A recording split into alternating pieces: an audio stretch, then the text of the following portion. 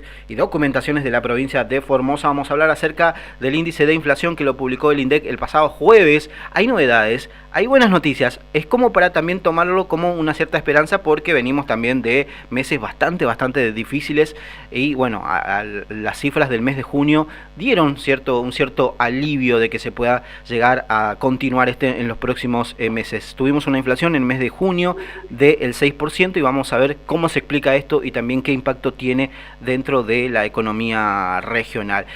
Contador Esbar, ¿cómo le va? Aquí Rubén lo saluda de Radio Mandio. ¿Cómo anda? Bienvenido. Hola, buenos días Rubén, buenos días a toda la audiencia de la radio, ¿cómo están? Bien, todo bien acá, con un poco más de alivio, podríamos decirlo, teniendo en cuenta los datos que publica el INDEC el pasado jueves con respecto al índice de precio al consumidor, 6%, ¿qué tal con eso?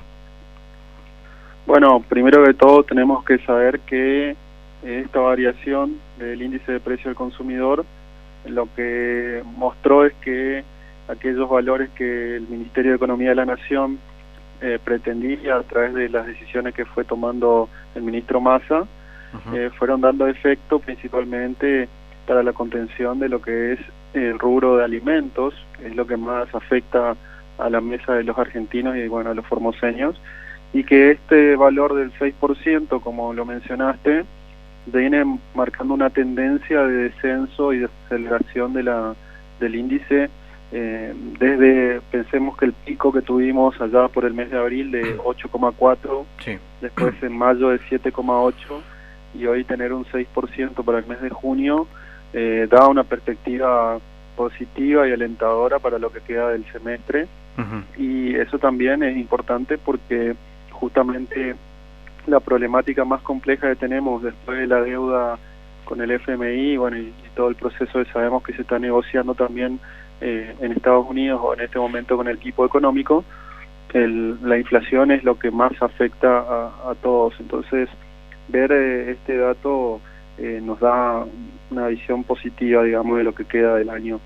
Lo importante es lo que te decía, que el rubro que menos, uno de los que menos afectado fue, inclusive el que a nivel nacional, si uno mira las divisiones, el alimentos y bebidas no alcohólicas tuvo una variación del 4,1%.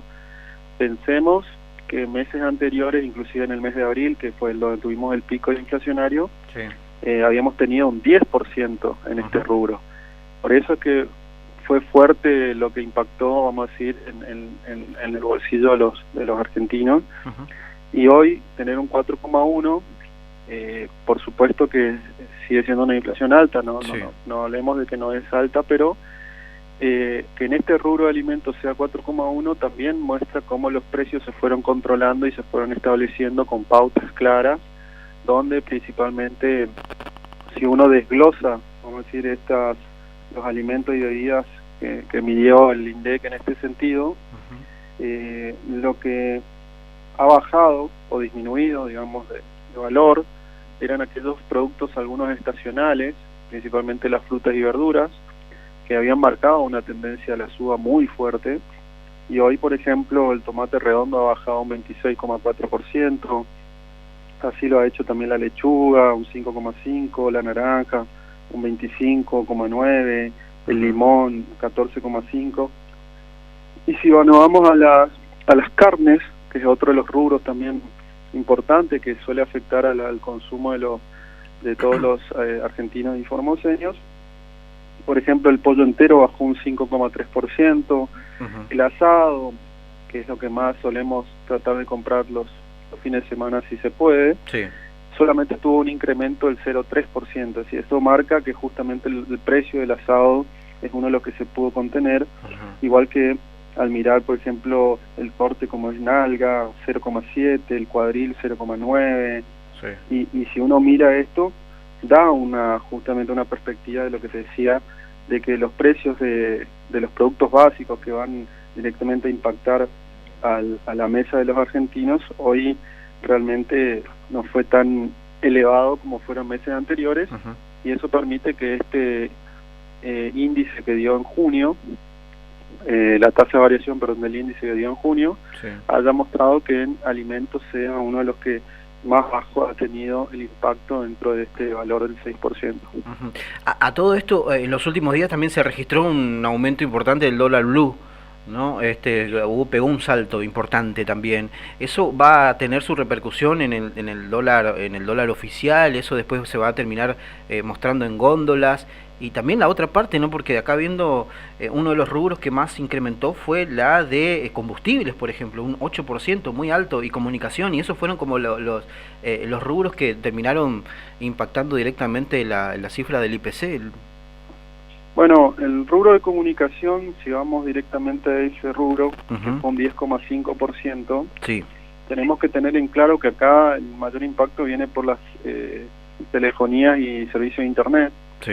Y recordemos que esto, allá ya en el 2020, el presidente Alberto Fernández había declarar de servicio público, como servicio público el servicio de Internet, por lo cual las telefónicas y estos grupos concentrados, principalmente Cablevisión, Fibertel, que es del grupo Clarín, sí, había interpuesto una medida cautelar en la justicia para que esto no sea factible, la cual la justicia dio a favor, digamos, para esas empresas, y hoy estas empresas incrementan los precios cuando quieren y como quieren, digamos. Es una visión especulativa también muy fuerte, para lo cual no se puede establecer pautas claras porque en realidad se avalan a través de una medida judicial. Para lo que es la cuestión de, como decís, del rubro vivienda, agua, electricidad, gas y otros combustibles, sí, principalmente lo que acá impactó fue en algunos sectores del país que han tenido las subas eléctricas, ¿cierto? Acuérdense que se fueron sacando los subsidios y muchos de ellos todavía estaban haciendo las modificaciones. Como decía, el combustible tuvo el impacto, pero no tan fuerte como fue la suba de las tarifas de electricidad principalmente, digo, por ese lado. Luego otro con relación al dólar blue, dólar ilegal, dólar negro, si queremos ponerlo así, esta suba nuevamente que se ha visto en estos días, que tiene una consideración nuevamente especulativa, fuertemente especulativa, por mucho que quieran decir. Vimos que se hicieron operativos en la ciudad de Buenos Aires, donde se encontraron más de 21 empresas y cuevas financieras que estaban haciendo facturaciones truchas de importaciones, para lo cual sacaban dólares oficiales a valor oficial para después jugarlos, y eso también impactaba porque después los insertaban dentro del mercado blue y hacía subir la cotización, o sacaban los dólares del mercado blue para subir la cotización. Esto hay que aclararle a la gente porque este dólar no está vinculado directamente a la economía formal. Pensemos que yo, para comprar insumos y comprar maquinaria o lo que sea al exterior, cualquier empresa que se dedique a alimentos o se dedique a la producción, compra la importación a dólar oficial, no compra a dólar blue. Pero también pasa que hay un sector comercial que ante esta situación especulativa lo primero que hacen es, como no entienden esta parte de la cadena industrial todavía, remarcan los precios por si las dudas. Entonces estamos siempre como en la expectativa de que por si las dudas aumentan, después no vuelven a bajar y terminan impactando en otros rubros. Yo creo que no hay desconocimiento. Yo creo que, como decís, lo hacen especulativamente, es cierto, pero no es que no saben que en realidad no se usa el dólar blue, no, directamente te dicen, no, subió la cotización del dólar blue, a mí mi proveedor no me quiere dar un precio, entonces yo ya subo el precio. Claro. Y muchas veces no es real eso, porque los proveedores en realidad también juegan con esa especulación, y si subió el dólar blue y en realidad los precios de importación no subieron, después no bajan nunca más. Esa es la otra cuestión, porque esto es la discusión grande y grave que tenemos siempre en la Argentina. Yo subo por las dudas, pero como no subió el precio, nunca lo bajo. Entonces, el margen de ganancia que obtengo es gigante. Esto lo vimos con las grandes empresas alimenticias. Desde la pandemia hasta la actualidad, las empresas alimenticias han ganado 400 a 500 hasta 1000%, porque pensemos que en esa situación de pandémica lo único que se podía comprar era alimentos y medicamentos. Entonces estas empresas especularon también fuertemente, y hoy los precios muchas veces tienen que ver con eso, solamente remarcan, como dijiste, para cubrirse en teoría, pero lo que están cubriendo son las ganancias, no están cubriendo los insumos. Entonces, esta situación siempre es discutible. En la Argentina siempre cuesta discutir el margen de ganancia de las empresas porque pareciera que siempre hay una intromisión, sí, o sectores opositores o sectores libertarios, esto que salieron ahora, a decir que hay una intromisión del Estado en la propiedad privada, y bueno, todas esas cosas que en realidad vos te vas a otros países y muchas veces quieren comparar países del primer mundo diciendo que allá hay mucha más libertad, y eso también es una falacia. Inglaterra regula los precios como cualquier otro país, y si vos, supermercadista, cadena grande del país, quiere modificar 1 centavo de dólar, automáticamente el Estado interviene. Entonces no es tan real lo que te quieren mostrar. Claro. Y otros países, bueno, Estados Unidos también, si vamos a mirar, Alemania también, es decir, siempre hay una regulación de parte del Estado, no es que no existe eso. Entonces, cuando acá queremos hacer eso, parece que los argentinos lo único que queremos hacer eso y que somos, no sé, comunistas prácticamente. Hasta comunistas, claro. Sí. Y en cambio, cuando lo hace un país del primer mundo, no, pero ellos también, ellos son así, ellos su cultura, eso es mentira. ¿Sí? Eso es siempre el librito de mostrarte solamente el lado bueno de ciertas cosas, pero en realidad el Estado siempre tiene que estar presente y regulando también, porque si no hay abuso. Sabemos bien que los mercados concentrados y las grandes cadenas no quieren perder hasta ni 1 centavo. ¿Por qué insisten desde la derecha como para bajar la inflación en reducir el gasto? ¿Cuál es la insistencia de ir a esa misma receta que fracasó en el 2018, en 2017, cuando intentaron hacerlo de una manera tan brusca? Mira, la visión de la, vamos a decir, economía ortodoxa o estos planteos de que siempre la problemática de la inflación son dos, ¿no? Que es la emisión monetaria y el gasto público. Eso quedó comprobado que no es real. Eso quedó comprobado desde que se implementó con el tratado, con los tratados allá, y desde Washington hasta acá, que del 91, siempre el neoliberalismo plantea la misma visión de que solamente solucionando esas dos cosas, dejando de emitir y bajando el gasto, automáticamente la inflación disminuye. Y eso, como vos lo dijiste, el último gobierno de Mauricio Macri no solamente que ajustó fuertemente, lo sabemos, porque denigró a ministerios como el de la salud a una secretaría, despidió personal de la Administración Pública Nacional, sacó subsidios, sí, sacó beneficios para la educación, sacó el Conectar Igualdad, sacó varios programas importantes, y así todo la inflación se le disparó. Así todo la inflación se fue al 54% cuando se fue del gobierno. Entonces, lo que te demuestra es que en realidad vos lo que necesitas también son fortalecer tus reservas, porque pensemos bien que ellos no solamente que hicieron los negocios necesarios que tenían que hacer, sino que además la fugaron, vaciaron el Banco Central, así todo.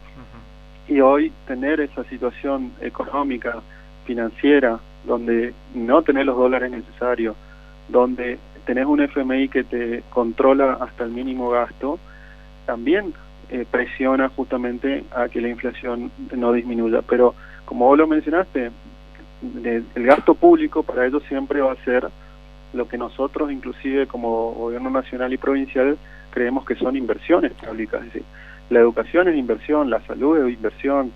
Hablar de eso no tiene que ser, hacer una escuela es una inversión, hacer un hospital es una inversión, hacer una obra vial, como tuvimos acá, paralizada y neutralizada, como la pusieron, tanto la autovía, el puente sobrelevado, el acueducto que ahora se aprobó también, de la producción. Todas esas cosas, si yo lo pongo como gasto, estoy seguro que esta visión ortodoxa que te estoy diciendo desfinancia todas inversiones que son esenciales para el desarrollo productivo, pero también para el desarrollo comunitario. Entonces, cuando planteamos esta situación de que el gasto público, si lo reduzco, achico ministerios, echo gente, saco inversiones a la obra pública, automáticamente se regula, digamos. ¿Qué es lo que nos suele ocurrir? Lo que le pasó a Mauricio Macri. Sí. No solamente que tenemos inflación, sino que tenemos recesión, es decir, de la economía, frenamos la economía. Y cuando eso pasa, estamos en una situación que esto le ocurrió a él, que se denomina estanflación, es decir, estamos con recesión, es decir, bajando los niveles de actividad económica y a su vez creciendo la inflación. Igual si no puede ser, es contradictorio esto. Bueno, eso es lo que le pasó y eso es lo que pasa cuando nosotros en realidad desfinanciamos el Estado y también desfinanciamos el sector que genera ingresos. Porque acordate que vos, cuando frenás la economía, también frenás los ingresos que vienen por los impuestos. Sí, y también, a ver, en los últimos años fueron, en cuanto a crecimiento económico, fueron muy positivos. Pero esto también hace de que se tenga que evaluar, el gobierno tenga que evaluar constantemente el tema de los ingresos, porque estamos en una situación en la cual un trabajador blanqueado, por así decirlo, registrado, está en una situación en un sueldo de pobreza. Entonces, desde ahí es cuando tienen que el Estado Nacional y los Estados provinciales y municipales también empezar a trabajar fuertemente, ¿no? Por el tema de los ingresos, salarios. Acá la situación clara, que ya lo planteó el ministro Massa, que hoy es precandidato a presidente, principalmente lo dijo: nuestra situación, se recuperó la economía, sí. Tenemos 32 meses de crecimiento, no solamente económico, sino también de generación de empleo. Eso está registrado, está claro que ocurrió y que es real. Sí. Ahora el siguiente paso es la recomposición salarial, eso está claro, porque este crecimiento que viene impulsado fuertemente, por decirlo así, con los alimentos, con lo que necesita el mundo, la energía. Nosotros somos hoy un país que tiene todo lo que el mundo necesita y estamos en una situación privilegiada, pero a su vez lo que está pasando es la concentración, que es lo que lo vimos, lo que te estoy diciendo: 5 empresas manejan todos los alimentos del país, 4 empresas manejan la energía. Bueno, todas estas cuestiones son las que se tienen que ir revirtiendo, y una de ellas justamente son las inversiones. Hoy vemos que en Vaca Muerta, al conectarse el del gasoducto Néstor Kirchner, ya va a abastecer de energía que la Argentina hoy está importando. Entonces, ahorrarnos esos dólares también va a permitir que de a poco esto se reinvierta, como te dije, en el sector productivo industrial, y a su vez haya recomposición salarial. Por otro lado, los alimentos. No puede ser que nosotros tengamos que pagar alimentos mucho más caros que en otras partes del mundo, o que estos sectores concentrados vean ganancias mejores exportando que abasteciendo el mercado interno. Sí. Bueno, todo eso es lo que se tiene que ir revirtiendo para que el salario de los trabajadores recupere, porque no nos olvidemos, como dijiste, hay que hacer siempre un poco de memoria, y acá es el desafío de lo que se viene para las nuevas elecciones presidenciales. El 2015, no solamente que Mauricio Macri y todos los que están hoy como candidatos del sector de Juntos por el Cambio mintieron, porque todo lo que dijo después no lo cumplió, sino todo lo contrario, sino que después, cuando se fue, dejó la situación de deuda impagable, dejó la situación de inflación de un 54%, pero a su vez hoy tenemos un desafío tan importante, y por supuesto destruyó el salario, eso es lo que quería decir, el salario mínimo vital y móvil. No nos olvidemos que Cristina Kirchner había dejado el salario más alto de Sudamérica. En relación al dólar. Estamos hablando de un salario de $587. Sí, tal cual. Era el salario mínimo de Argentina. Cuando se fue Mauricio Macri, dejó el salario a $279. Éramos el 10º país en la escala, es decir, nos dejó en la 10ª posición, y por supuesto que eso automáticamente denigró el salario, que como te digo, el proceso inflacionario es lo que come el salario. Sí. Y él nos dejó con una base del 54. No pensemos, porque por ahí te quieren hacer hoy ver la Argentina con la inflación alta, sí, pero nos dejó un piso de 54, no estábamos en 0. Entonces, hoy tener una inflación interanual del 115% no es que empezamos de 0, no, esto empezó en 54. Entonces, toda esta crisis, sin una pandemia y sin una guerra de Rusia-Ucrania, es lo que era el antecedente previo para ver esto. Y bueno, y lo que proponen esta gente que está para candidato a presidente de una o la otra línea, es lo mismo, porque plantean hacerlo más rápido, plantean hacerlo sin trapujos. Entonces, el desafío, como dijiste, con una Argentina con dólares, porque el año que viene vamos a tener los dólares que nos están faltando hoy. Ya no hay sequía, así que el sector agroexportador va a tener los dólares. Sí. Tenemos la energía para exportar. Cuando tengamos también ya la posibilidad de exportar el gas de Vaca Muerta y petróleo, vamos a tener los dólares necesarios también que va a venir por ese sector. Entonces, el desafío, como decir, es plantear que esto se va a... Y bueno, y el acuerdo con el FMI que se está cerrando también nos va a permitir dar un respiro. Ajá. De que no vamos a tener la presión pisándonos la cabeza del acuerdo de que tenemos que pagar con los dólares que hoy nos está faltando. Así que creo que este escenario para el ministro Massa es fundamental, que todos vean que ya desde el año que viene se arranca otra realidad y otra Argentina.